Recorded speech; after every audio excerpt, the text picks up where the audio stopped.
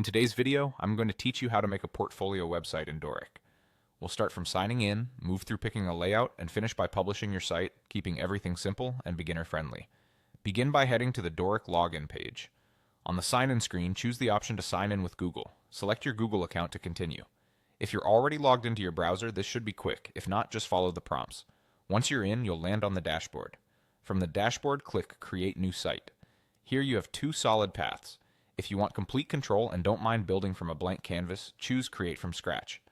That's perfect if you already have a clear structure in mind and want to define every section yourself. Alternatively, you can browse themes and templates. Use the category filters to narrow down to portfolio styles. This is ideal if you prefer a polished starting point that you can customize. When you find a design that reflects your brand, click Use Theme to load it into the builder. Inside the Dorik builder, you'll see a preview of your site and options to modify it. To add content, click the Add Elements button. You can insert blocks like hero sections, project galleries, about sections, testimonials, and contact forms. Think about the key pages or sections your portfolio needs.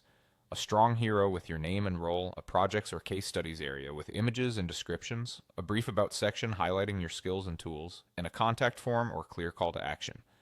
Edit any placeholder text by clicking directly on it and typing your content. Replace images with your own high-quality visuals. Aim for optimized file sizes so your site loads quickly. In global styles or similar settings, set your brand colors and typography for consistency across the site. Rearrange sections by dragging them up or down to create a smooth narrative and fine-tune spacing and alignment so everything feels balanced.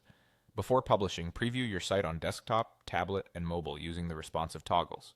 Check that text is readable, images are cropped well, and buttons are easy to tap. Test any links in your contact form to make sure they work as expected.